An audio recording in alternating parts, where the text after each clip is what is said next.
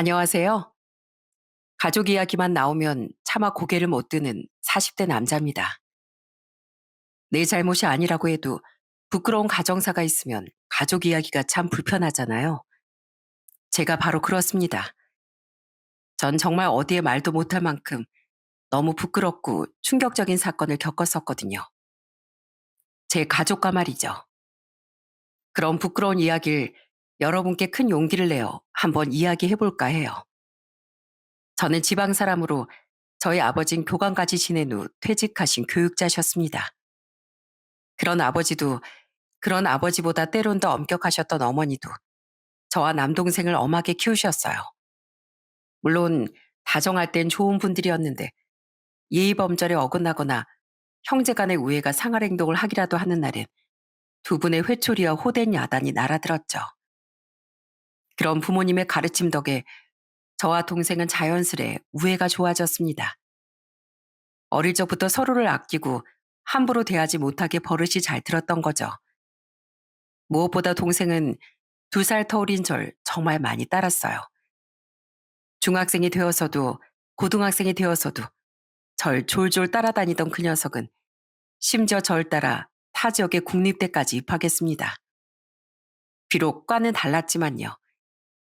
그래서 저와 동생은 제가 먼저 졸업하기 전까진 자취도 함께 했었어요. 자식들 타지에 내놓고 걱정됐는데 그래도 둘이 같이 사니까 그나마 우리 마음이 놓이는구나. 부모님은 그렇게 우애 좋게 지내던 저희를 기특해 하셨어요. 저는 대학을 졸업한 후 부모님 곁에 있고 싶어서 살던 지역으로 돌아와 취직을 했거든요.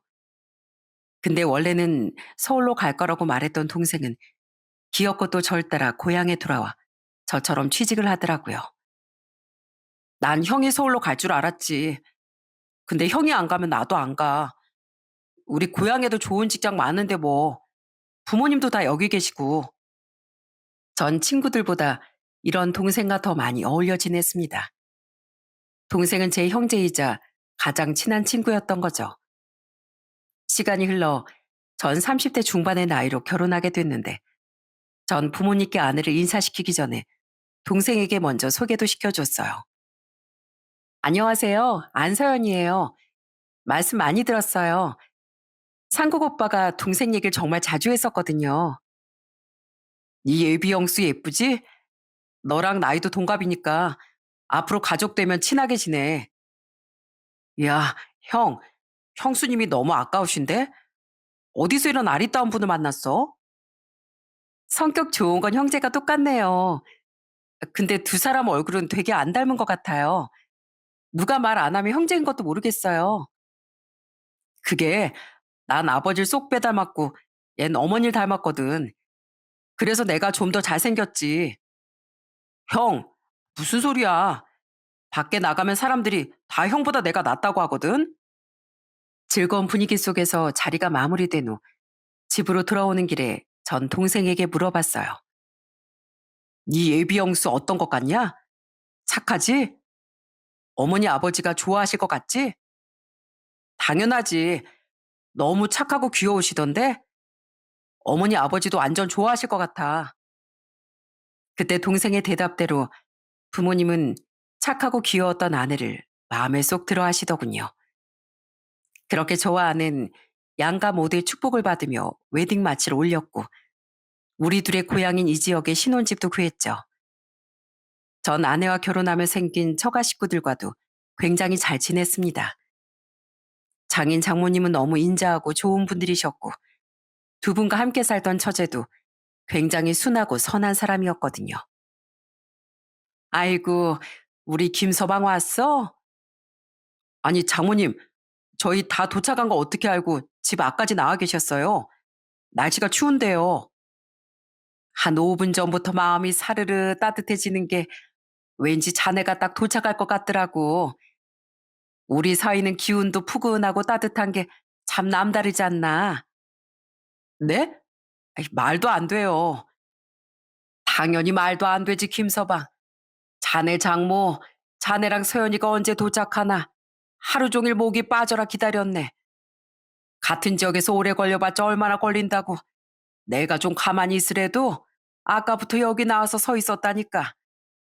덕분에 나도 같이 나와서 덜덜 떨고 아주 추워 돌아가시는 줄 알았네.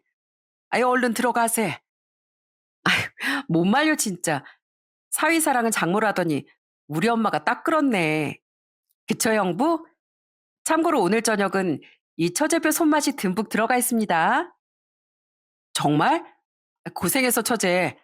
다음엔 내가 맛있는 거 사줄게. 그리고 장모님 사랑 나처럼 듬뿍 받을 둘째 사위 집에 드릴 땐 처제 나한테 먼저 검사받아야 돼. 우리 순딩이 처제, 늑대 같은 놈이 잘못 물어가기라도 하면 큰일 나니까 같은 남자의 내가 먼저 검열해 줄게. 남잔 남자가 잘 알아보는 법이야. 네네, 그럼요. 가끔은 형부는 형부가 아니라 친오빠 같다니까요. 엄하셨던 저희 부모님과 다르게 장인 장모님은 때론 친구 같기도 하던 편하고 상냥한 분들이셨죠.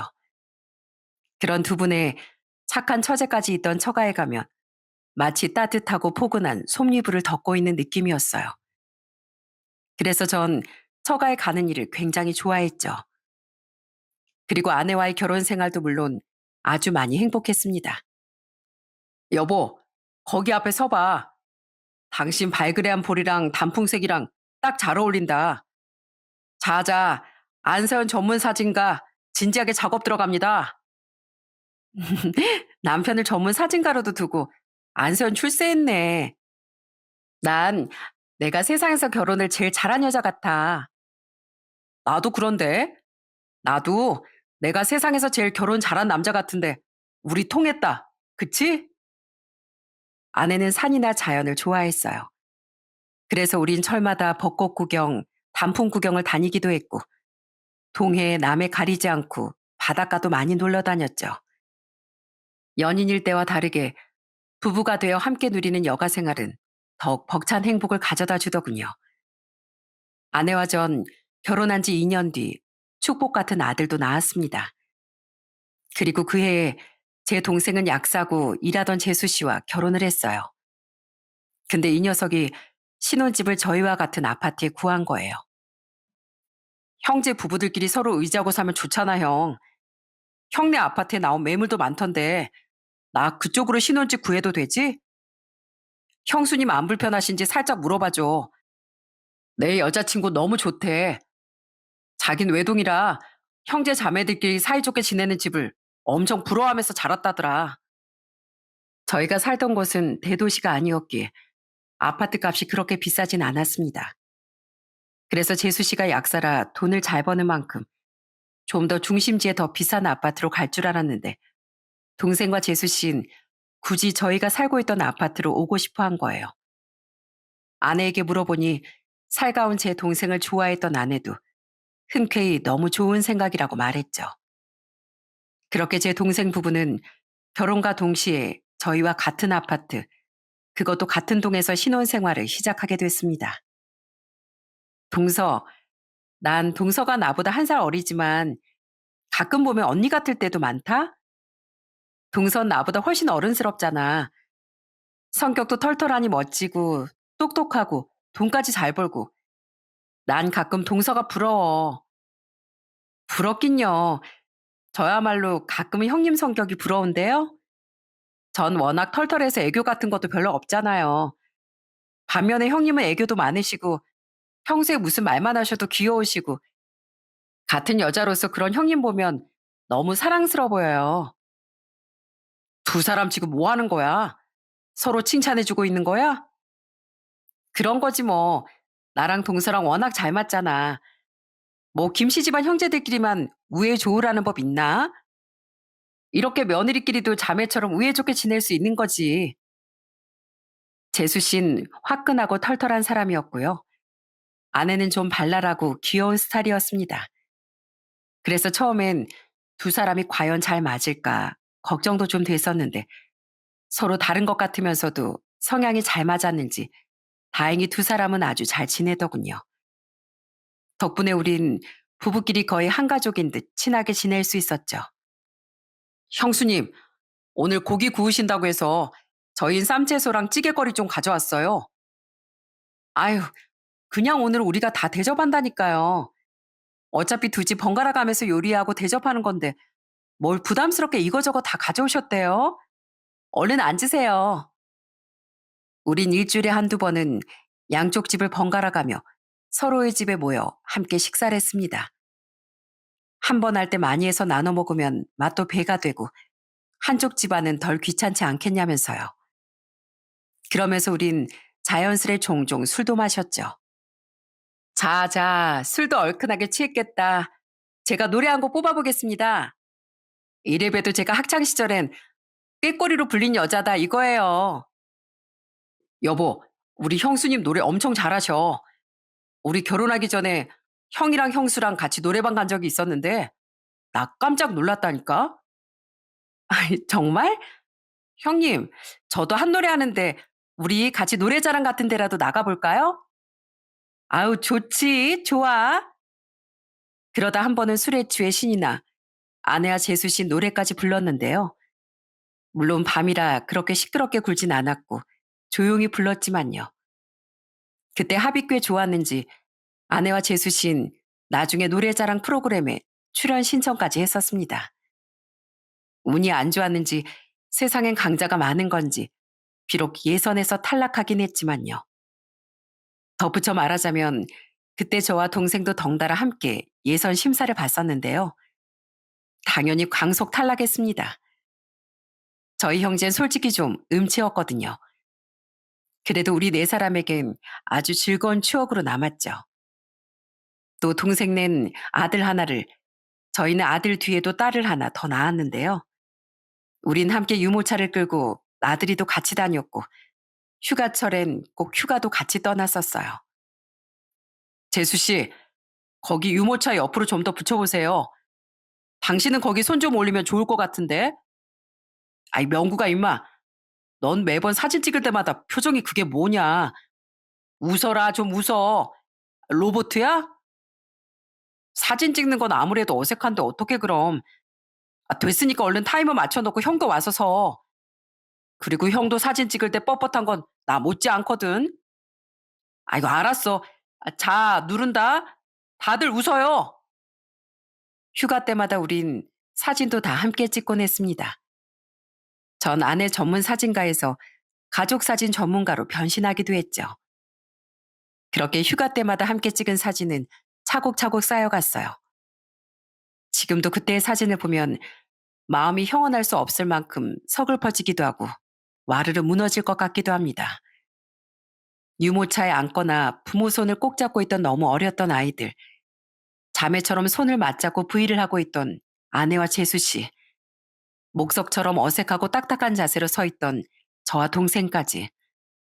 그 사진들엔 마냥 행복해하기만 했던 우리의 모습이 고스란히 담겨 있었으니까요. 훗날 찾아올 거대한 불행은 상상도 하지 못한 채 말이죠. 아이고, 우리 너희들이 같은 아파트 살아서 너무 좋다. 자식들 보러 여기저기 왔다 갔다 안 해도 되고, 니들이 우리 집 온다고 할 때도 한 녀석은 왔는데 또 한 녀석은 언제 오나. 목이 빠져라 안 기다려도 되잖니. 우리 예쁜 며느리들 사이좋게 지내줘서 정말 고맙다. 고맙긴요. 저야말로 이렇게 좋은 동서가 생겨서 너무 좋은데요. 저 너무 시집 잘 온 것 같아요, 어머님. 저희들 집 근처에 맛있는 식당 새로 생겼거든요. 거기 예약해뒀으니까 우리 오늘은 거기서 같이 저녁 먹어요. 그리고 잠은 오늘은 서방님네 말고 저희 집에서 주무시고 가세요. 저희 부모님도 결혼 후에도 여전히 우애 좋게 지내던 저희 형제를 매우 흐뭇해하셨습니다. 갈등 없이 사이좋게 지내주던 제 아내와 재수 씨에게도 참 고마워하셨고요. 그리고 이렇게 사이좋게 살던 와중 동생과 제 아내가 더 친해지게 된 계기가 하나 있었는데요. 둘째인 저희 딸과 동생네 아들은 같은 해 비슷한 시기에 태어났었거든요. 당시 아내는 첫째를 낳은 후 쭉 주부로 지내고 있었고 재수 씨도 출산 후 몸을 회복하기 위해 잠시 휴식기를 가졌습니다. 그런데 얼마 뒤 재수 씨가 일터에 복귀하며 일반적인 가정과는 좀 다르게 제 동생이 회사에 육아휴직을 쓴 거예요. 우리 집사람은 집에만 있는 거 너무 답답해했어. 얼른 일하고 싶어 하더라고.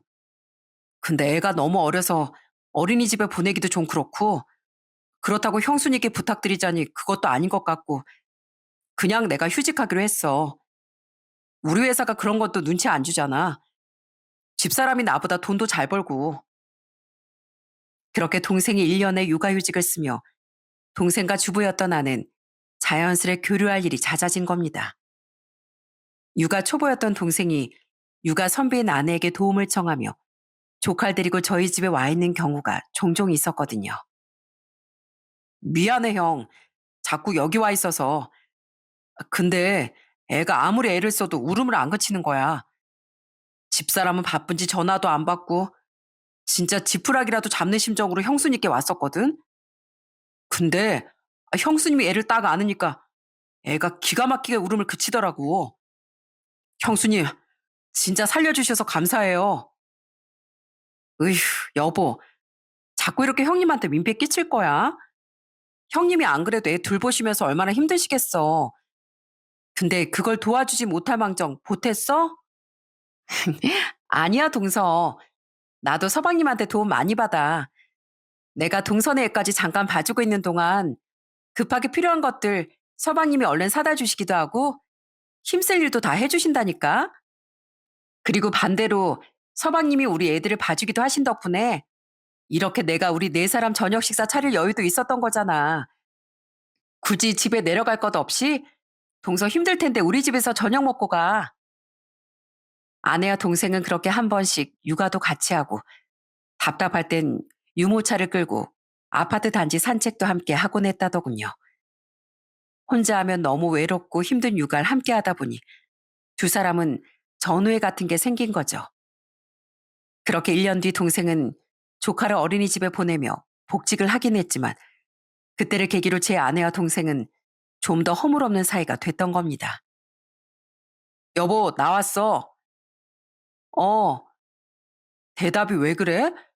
당신 뭐 기분 안 좋은 일 있었어? 아니면 내가 혹시 뭐 잘못했어? 아니, 그런 거 아니야. 밥 못 차려놨으니까 대충 라면 끓여 먹어. 애들도 당신이 좀 보고 난 방에 들어가서 좀 쉴게. 혼자 내내 육아하려니까 너무 힘들어서. 그런데 언제부턴가 아내가 점점 제게 차가워지더군요. 제가 퇴근해도 전처럼 따뜻하게 반겨주기는커녕 찬바람이 쌩쌩 불더라고요. 저와는 점점 대화도 하기 싫어하고 뭔가를 물어도 돌아오는 건 침묵 혹은 단답뿐이었고요. 제가 잘못한 게 있냐고 물어도 없대지 무슨 대화를 할 의지가 보여야 말로 풀어나가기라도 하지 정말 답답했습니다. 또 아내는 점점 애들에게도 관심이 없어지더라고요. "응, 엄마, 아빠." 왜? 아유, 우리 채건이 넘어져서 식탁에 머리 꽁했구나. 괜찮아, 아빠가 호해해 줄게. 왜 이렇게 시끄러워? 사람 제대로 쉬지도 못하게. 뭐? 지금 내 말 못 들었어? 애가 넘어졌다는데 시끄럽다고? 당신 대체 왜 그래? 애가 울고 있으면 엄마가 돼서 얼른 나와봐야지. 당신 요즘 진짜 이상해. 나한테도 찬바람이 쌩쌩 불고 이젠 애들한테도 점점 시큰둥해지잖아. 그래서 뭐 어쨌든 당신 없을 때 애들 어린이집 등하원도 내가 다 시키고 애들 밥도 해먹이잖아. 그럼 됐지. 나 솔직히 슬슬 결혼 생활이 너무 지긋지긋해. 맨날 보는 당신 얼굴도 지겹고 나보다 당신을 더 닮은 이 애들도 보고 있자면 지겨운 내 처지가 떠올라 짜증이 난단 말이야. 화가 나서 아내에게 따져 물었더니 돌아온 아내의 대답에 저는 큰 충격을 먹었습니다. 그래도 남편으로서 최선을 다하고 있다고 생각했건만 아낸 저와의 결혼 생활이 너무 지겹다고 말한 거예요. 남편인 절 닮은 애들에게도 그래서 소홀해졌다고요. 차라리 제가 무슨 큰 잘못을 했으면 싹싹 빌기라도 하지 이걸 어떻게 해야 하나 싶더라고요. 아내는 점점 집안일도 손에서 놓았고 제가 퇴근만 하면 애들을 맡기고 방으로 들어가 버렸어요. 그럼 전 제대로 씻지도 못하고 애들을 보고 밀린 설거지와 집안일을 하다 뒤늦게 대충 밥을 때우고 샤워를 해야 했죠. 그리곤 대체 다른 이유가 있나 어떻게 하면 좋겠냐고 물어도 아내는 차갑게 이렇게 대답할 뿐이었어요. 그냥 이 집에서 내가 숨 쉬고 있는 자체가 싫어. 그러니까 나 좀 내버려둬. 저는 이 사람이 설마 바람이라도 났나 하는 의심도 했습니다. 그러지 않고서야 아무 이유도 없이 사람이 저렇게 변할 수가 있나 싶어서요. 구질구질하지만 전 휴가를 쓰고 아내가 어디 외출이라도 하나 지켜본 적도 있었어요. 하지만 그 며칠 동안 아내는 정말 애들을 어린이집에 등하원 시킬 때를 빼면 집에만 있거나 다른 학부모들과 커피 한잔 하러 가는 게 전부더라고요. 바람이 난 것도 아닌데 대체 왜 사람이 저렇게 변해가는 건지 알 수가 없어 발만 동동 구르던 와중 어느 날 아내는 제게 이혼 통보까지 했습니다. 이혼? 그래, 나 진짜 너무 행복하지가 않아. 당신이 잘못한 건 없다는 거 나도 알거든? 근데 이렇게 내 마음이 식은 상태에서 계속 이렇게 살아봤자 당신도 불행하고 나도 계속 시들어갈 것 같아. 나 너무 불행해. 그러니까 나 좀 놔줘. 내 인생에 딱 당신만 빠지면 나 정말 살 수 있을 것 같아. 청천벽력이었어요. 아내가 바람이 났거나 씻지 못할 잘못을 했었다면 저도 당연히 당장 이혼을 했을 겁니다. 그런데 그런 게 아니었으니 저는 혼란을 겪을 애들을 생각해서라도 아내에게 매달렸어요. 여보, 내가 더 잘할게. 우리 애들 아직 너무 어리잖아. 근데 갑자기 부모가 갈라서면 애들 마음이 얼마나 큰 상처가 남겠어. 우선 아내를 붙잡긴 했지만 정말 너무 괴로웠습니다. 아내가 성격이 변한 게 아니라 저를 대하는 태도만 바뀐 게 확실했던 건 재수 씨와 동생을 대하는 아내의 태도를 보면 잘 알 수 있었어요. 우린 저만큼은 아니어도 한 번씩 계속 동생네와 교류했는데 동생네와 밥을 먹을 때면 아낸 전처럼 밝은 모습을 보였거든요. 그럴 때마다 정말 아내 안에서 저라는 존재만 쓸모가 없어졌나 싶어 너무 슬프더라고요. 여보, 제발 한 번만 그동안 우리 정을 생각해서라도 한 번만 노력해보자. 어? 전 어떻게든 아내와 관계를 회복해보려 싫다던 아내에게 사정사정해 부부 상담을 다녀보기도 했어요. 또 아내가 기분 전환이라도 하면 생각이 달라질까 싶어 장인 장모님과 처제와 아내 넷이만 여행을 보내주기도 하고 웬만하면 제가 퇴근한 후 모든 집안일과 육아도 다 도맡아 했죠. 아내에게 먼저 쉬라고 말하면서요. 그리고 아내가 좋아하던 꽃이나 옷을 선물도 해봤지만 떠나간 아내의 마음은 돌아오지 않더라고요. 진짜 애들 엄마가 왜 그러는지 모르겠어. 애들도 부모 사이가 안 좋으니까 자꾸 집에서 눈치를 봐. 재수 씨도 우리 집사람한테 뭐 아무 말도 들은 거 없대? 어, 우리 집사람도 슬쩍 형수님께 다른 이유가 있나 떠봤는데 그런 거 없다고 하셨대. 형수님 진짜 좋은 분이었는데 갑자기 왜 그러시냐? 아휴, 많이 힘들지요. 아무 도움도 못 돼줘서 미안해. 저는 너무 속상한 마음에 동생에게 술을 마시며 고민도 몇 번 토로했었습니다. 아내와 각별한 사이였던 동생과 재수 씨도 많이 놀라고 안타까워하며 어떻게든 우리 사이를 회복시켜주고자 노력했었는데요. 아무런 소용이 없었어요. 결국 해볼 만큼 다 해봤던 전 계속 이혼만을 말하던 아내에게 다 포기하고 이혼을 해주게 됐습니다. 싫다는 사람을 붙잡아 둔 채 시들게 하는 건 이젠 더 이상 못할 짓이라고 생각했고 아이들을 위해 버텨봤지만 저도 마음이 너무 무너져 있었거든요. 무엇보다 아이들을 위해 이혼하지 않으려 했던 건데 아이들이 도리어 불안해하는 모습을 보니 이건 아니다 싶더라고요. 그때 아내는 애들의 친권과 양육권도 전혀 원하지 않는다고 말했어요. 어차피 난 키울 능력도 없잖아. 앞으로 직장을 구한다고 해도 언제 구할 수 있을지도 모르고 당장 이혼하면 부모님 집에 다시 들어가서 얹혀 살아야 할 처진데 애들을 어떻게 데려가겠어? 당신 애들 사랑 하나 끔찍하잖아. 그러니까 애들은 당신이 데려가. 당신은 모성애라는 것도 없어? 전엔 있었지. 근데 모성애도 어쨌든 애정인데 사라질 수도 있는 거잖아. 여보, 난 진짜 당신하고 애들한테 많이 미안하게 생각해. 근데 내 인생을 포기할 수 없어서 그래. 그러니까 나 용서하지 마. 그렇게 이혼하며 전 장인 장모님과 처제와도 눈물의 작별을 했습니다. 듣기 절 많이 예뻐하셨던 장모님은 목이 쉬도록 엉엉 울며 제 손을 오래도록 놓지 못하시더군요.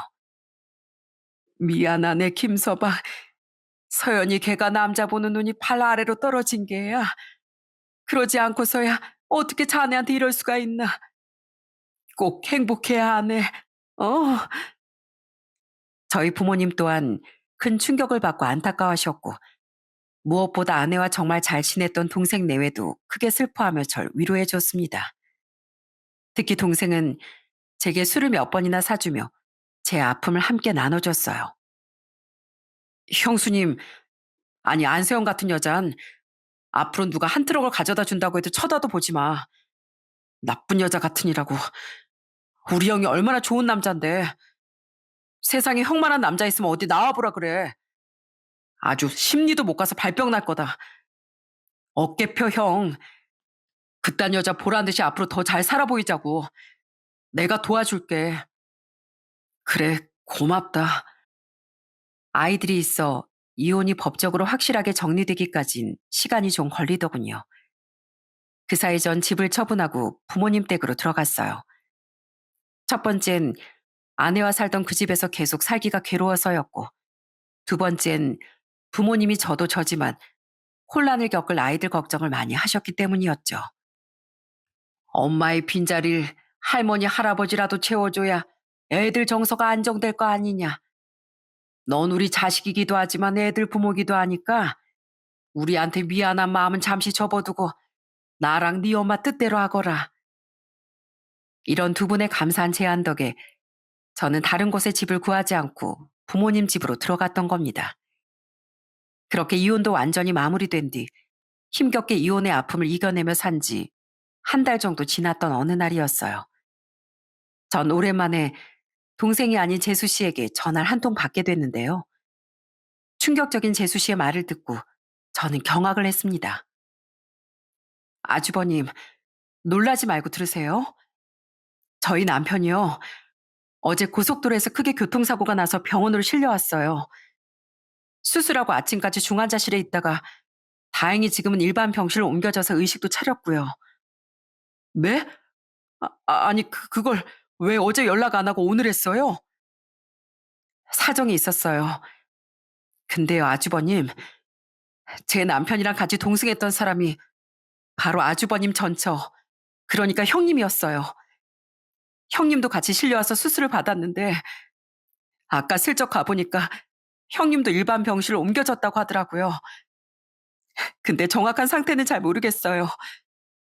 제 남편은 아까 의사 선생님께 하반신 마비 판정을 받았는데 형님은 상태가 더 심각했다고 알고 있거든요. 뭐라고요? 하반신 마비요? 명국이가요? 근데 대체 왜 그 두 사람이 같이 차를 타고 고속도로를 달리고 있었대요? 그건 오시면 말씀드릴게요. 그러니까 아주버님, 우선 제 남편 목숨은 무사하니까 어머님, 아버님께 말씀드리지 말고 아주버님 혼자 병원으로 와주세요. 아주버님이 먼저 들으실 말이 있어서 그래요. 재수신 제 동생이 사고가 나서 하반신 마비가 됐다는 충격적인 소식을 전한 겁니다. 다리가 문제가 아니라 목숨을 구한 게 기적이라고 할 정도로 큰 사고였다고 하더라고요. 그런데 이상하게도 제 동생은 제 전처와 같이 차를 타고 가다 사고가 났다는 거예요. 그리곤 불길하게도 제가 알아야 할 것이 있으니 혼자 와달라고 하더군요. 영문을 몰랐던 전 우선 불길한 마음을 안고 병원으로 달려갔어요. 이게 대체 무슨 일인 거야? 왜 두 사람이 같이... 재수신 대체 무슨 말 하려는 거야? 달려가는 내내 머리가 너무 혼란스러운 와중에 충격도 너무 크더군요. 동생의 하반신 마비 소식과 그보다 더 크게 다쳤다던 전처 생각에 억장이 무너지면서도 대체 왜 그 둘이 어딜 가다 함께 사고가 난 건지 도무지 이해할 수가 없었으니까요. 병원에 도착한 전 우선 상태가 더 심각했다던 전처 병실로 달려갔습니다. 솔직히 동생 병실로 먼저 달려가지 못했던 건 겁이 나서였기도 했던 것 같아요. 재수 씨가 제게 할 말이라는 게 너무 불길한 느낌이 들었거든요. 김서방, 장모님, 전처의 병실 앞엔 장모님이 퉁퉁 부은 눈을 하고 서 계시더군요. 그런 장모님을 향한 뭉클한 마음을 꾹 참고 저는 얼른 달려가 말했어요. 애들 엄마는요? 괜찮아요? 의식은 있어요? 근데 장인어른하고 처제는 왜 여기 없어요? 자네 장인은 집에 가 있고 미연인 잠깐 통화하러 갔어. 그리고 우리 서연인 다행히 의식을 찾고 자가호흡이 가능해서 아깐 산소 마스크도 뺐는데 평생 목 아래로는 못 움직이는 전신마비로 살아야 한다는구만. 전신마비요? 우선 제가 좀 들어가 볼게요. 충격적이었습니다. 전차는 제 동생보다도 정말 심각했던 거예요. 놀란 전 우선 병실로 들어가려고 했는데 이상하게 장모님이 그런절 극구 말리시더군요. 아니야, 들어가지 말게. 지금 들어가서 서연이랑 얘기 나눠봐야 자네만 상처받을 거야. 난 자네에게 너무 미안해서 그 꼴은 차마 못 보겠네. 제가 왜 상처를 받아요? 그게 대체 무슨... 미안하네, 김서방. 어떻게 이런 일이... 이런 있어서는 안 될 일이 일어났는지. 장모님은 아까 재수 씨처럼 자꾸만 이상한 예측이 가는 불길한 말을 하며 제게 사과를 하셨어요. 스멀스멀 올라오는 불쾌한 느낌에 전 장모님의 손을 뿌리치고 병실로 들어갔어요. 병실 안에선 전처가 힘없는 표정으로 침대에 누워있더군요. 그리곤 절 보자마자 꿈쩍도 하지 못하는 몸으로 갑자기 눈물을 주르륵 흘리는 거예요. 그런 전처에게 괜찮냐는 말을 먼저 해야 할지, 대체 왜 제 동생과 함께 있었던 거며 장모님은 왜 자꾸 제게 미안해 하시는지 먼저 물어야 할지 혼란스럽더라고요. 결국 전 후자를 택했어요. 당신 지금 말은 할 수 있어? 있으면 대답해봐. 대체 왜 내 동생이랑 고속도로를 달리고 있었던 거야? 그리고 대체 왜 장모님은 나한테 자꾸 미안하다고 하시는 거야? 미안해. 여보, 미안해. 그러니까 대체 뭐가 미안하다는 거냐고? 하지만 전처는 자꾸 제게 미안하다는 말만 반복했습니다. 전처는 말이야 할 수 있었지만 아직 길게 말하긴 힘들었는지 그 이상은 말을 더 잇지 못했죠. 그래서 절 뒤따라 병실로 들어온 장모님이라도 계속 채근하고 싶었지만 너무 고통스러운 표정으로 울고 계시는 장모님께 차마 더 입이 떨어지지 않았어요. 결국 전 불안하게 쿵쿵대는 가슴을 진정시키려 크게 심호흡을 한 뒤 병실을 나와 이번엔 동생의 병실로 향했습니다. 재수 씨도 그곳에 있을 테니 뭔가 알고 있는 재수 씨에게 모든 얘기도 들을 겸 동생 상태도 확인할 겸 해서 말이죠. 아니야, 김상구. 너 지금 대체 무슨 생각을 하는 거야? 내 동생이야. 날 그렇게 따르던 내 동생이라고. 명국이가 설마 아무리 나랑 이혼했다고 해도 애들 엄마랑 허튼 짓을 했을 리가 없잖아. 계속 머릿속에 불길한 예감이 들었지만 제 동생이 제게 그럴 리 없다고 생각하며 애써 불길함을 떨치려고 애를 썼어요. 그렇게 동생의 병실로 향하고 있는데 엘리베이터에서 내린 전 엘리베이터 근처를 서성이고 있던 재수 씨를 먼저 마주쳤습니다. 재수 씨, 왜 여기 계세요? 아주버님 곧 도착하실 것 같아서 기다렸어요. 제 남편 보기 전에 진실을 먼저 듣는 게 나으실 것 같아서요. 사실 너무 엄청난 얘기라 저도 차마 입을 댈 엄두가 안 나서 차마 어제 전화 못 드리고 오늘에서야 드렸던 거예요. 이걸 어떻게 말해야 할지 몰라서 아직 저희 부모님께도 연락 못 드렸어요. 재수 씨 눈물을 뚝뚝 흘리며 절 기다리고 있었다고 말하더군요. 그리고 떨리는 마음으로 듣게 된 재수 씨의 말은 정말 절망 그 자체였어요. 애써 외면하려 했던 제 불길한 예감은 그대로 맞아 떨어졌던 겁니다. 두 사람 전라도 내장산 쪽으로 단풍놀이 가다가 사고가 났던 거예요. 그 두 사람 거의 2년 가까이 바람난 사이였대요. 기억하세요? 제 남편이 육아휴직 썼을 때 형님하고 엄청 친하게 지냈었잖아요. 그땐 아니었는데 제 남편이 복직한 뒤에 둘이 정분이 났던 것 같더라고요. 아니, 말도 안 돼요. 그걸 재수 씨는 어떻게 하신 거예요? 그걸 알면서 여태 가만히 있었다고요? 증거도 다 가지고 있어요. 사실 저 남편이 저한테 변함없이 다정했는데 자꾸 누구랑 통화하고 제 눈치를 보는 것 같아서 의심을 했었어요.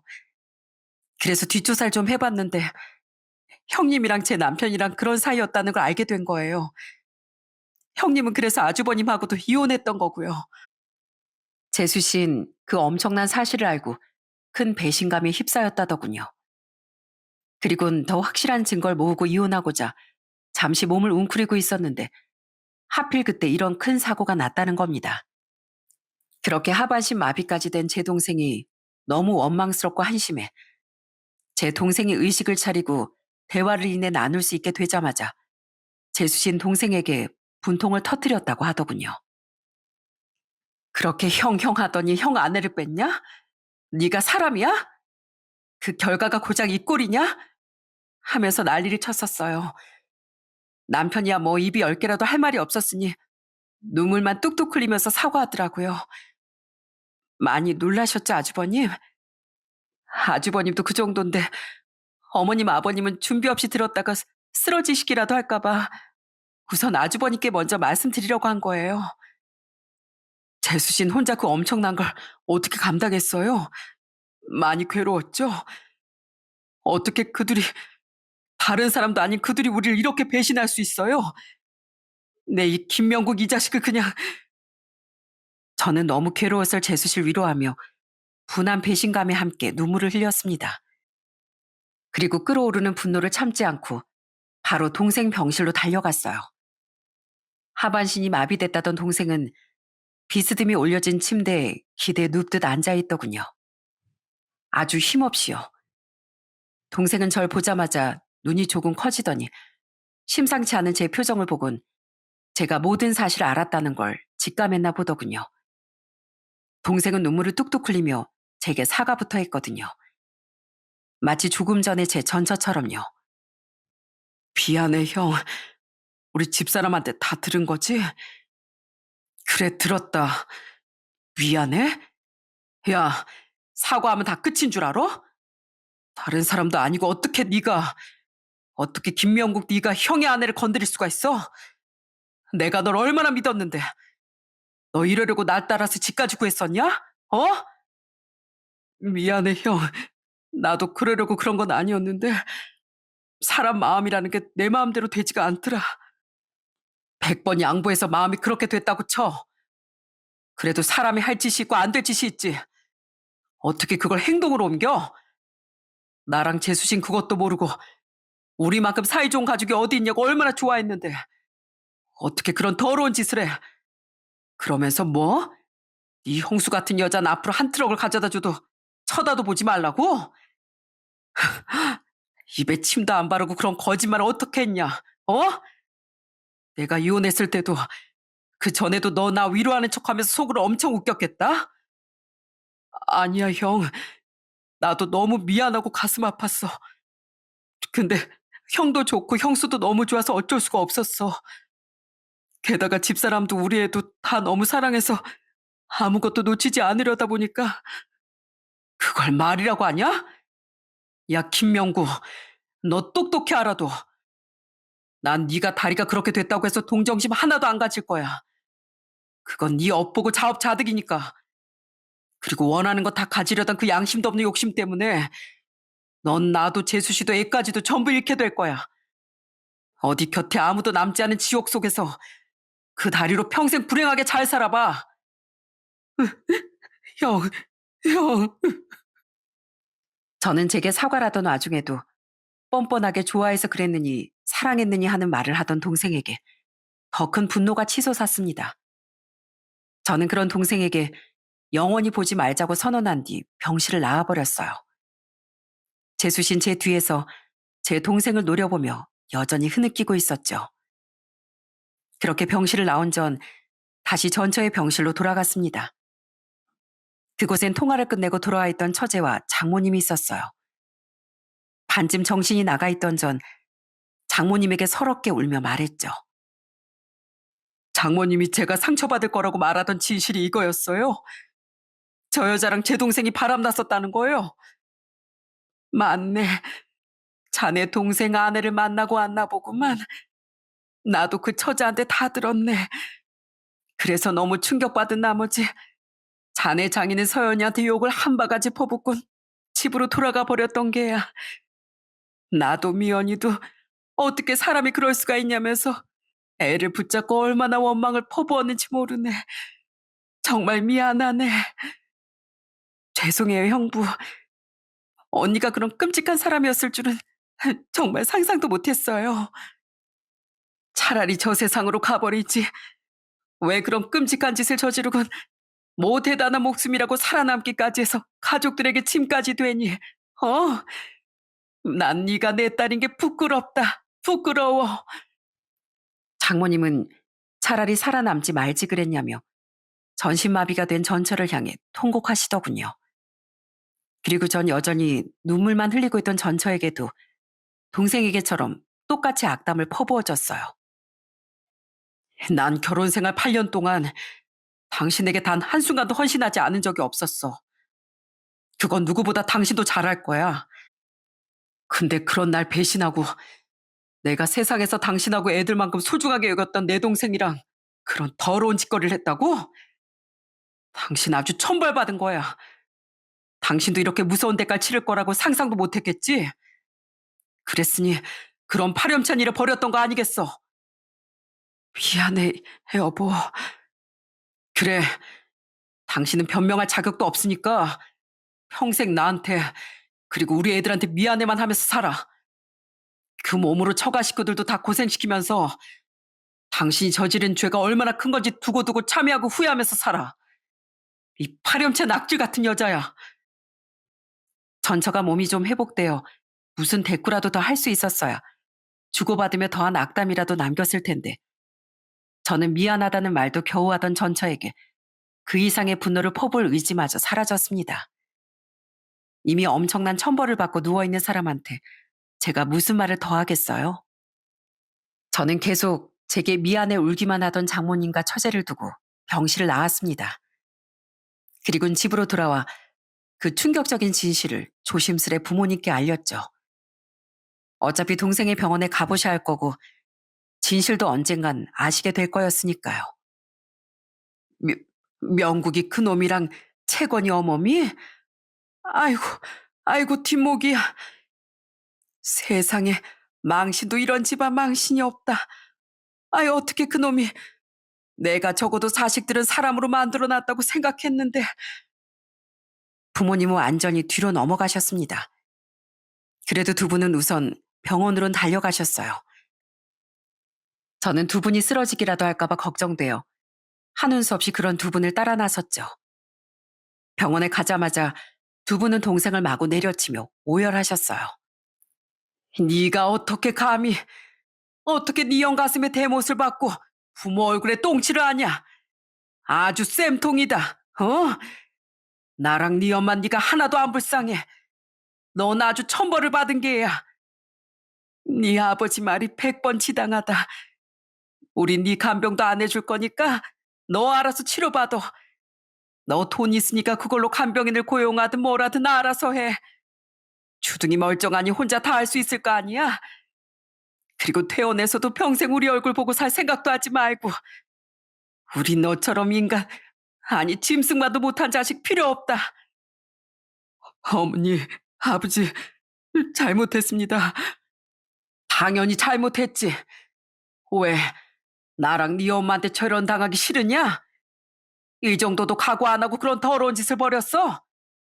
우린 인생을 바쳐서 니들을 키웠고 넌 그런 우리 인생을 부정한 거다. 어디 가족도 없이 애미한테 이혼까지 당하고 한심하게 잘 살아보거라.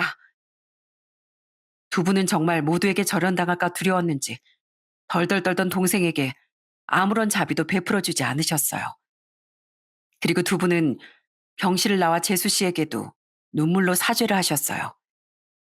자식 잘못 키운 벌을 왜 자신들이 아닌 재수 씨가 받아야 했는지 모르겠다면서요. 이후 두 분은 따로 이혼을 결심했던 재수 씨의 부모님까지 찾아가 머리 숙여 눈물로 사죄했다고 하시더군요. 그 뒤 부모님과 전 두 번 다시 동생의 병원에 가지 않았습니다. 제가 더 이상 전철 보러 가지 않았던 것도 당연했고요. 그렇게 1년이 지난 지금 퇴원한 동생은 혼자 작은 방을 구해 쓸쓸히 살고 있다고 하더군요. 재수 씨는 당연히 이혼했고 조카는 재수 씨가 데리고 가서 키우고 있습니다. 마지막으로 작별할 때 재수 씨는 제게 악수를 청했어요. 제가 아주버님 되게 존경하고 좋아했던 거 아시죠? 우리 앞으로 같은 아픔을 갖고 있는 사람끼리 마음으로 응원을 해주면서 살 때 보고 살지 말기로 해요. 너무 아프잖아요. 다시 떠올리기엔 우리가 겪었던 일이요. 부디 잘 지내세요. 어머님, 아버님, 잠시나마 두 분의 며느리가 될 수 있어서 행복했어요. 건강하세요. 너도 건강하거라. 꼭 잘 살고 아이도 잘 키워야 한다. 미안하다, 에미야.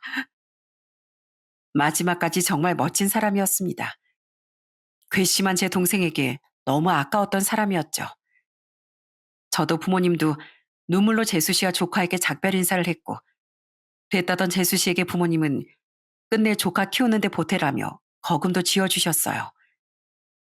동생은 지금 하반신 마비가 된 몸으로 혼자 휠체어를 타며 힘들게 살고 있을 겁니다.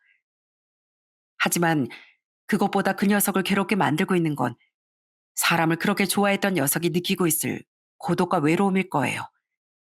그래도 양심은 있는지 동생은 아직 저나 부모님께 연락은 하지 못하고 있는데 저도 구태여 먼저 연락을 하고 싶진 않습니다. 그딴 자식 우린 평생 안 보고 살 거다. 아주 쌤통이야. 사업자득이야. 부모님은 아직도 완강한 태도를 보이며 그런 놈은 앞으로 자식으로 생각도 안 하고 살 거라고 말하고 계세요. 그런 부모님처럼 동생에게 큰 상처를 입은 제가 언제까지 동생을 보지 않고 살진 잘 모르겠습니다.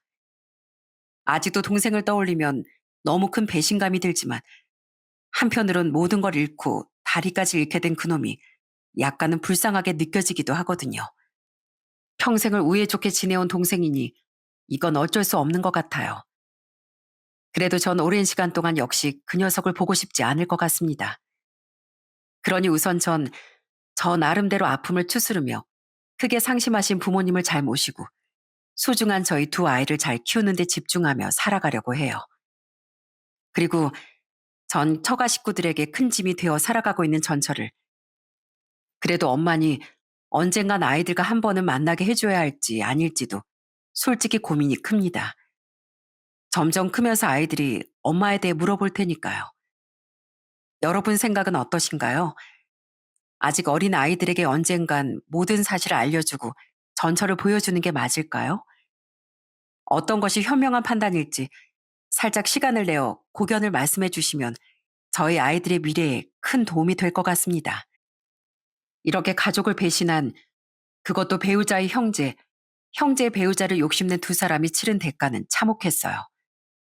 아마 저희 부모님의 말씀처럼 그 둘은 천벌을 받은 거겠죠.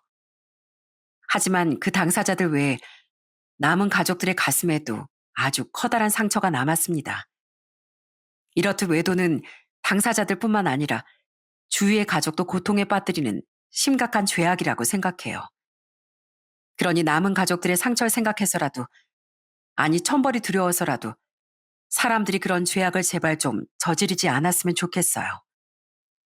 그럼 전 이런 부탁을 드리며 이만 사연을 마쳐보겠습니다. 끝까지 들어주셔서 감사드립니다.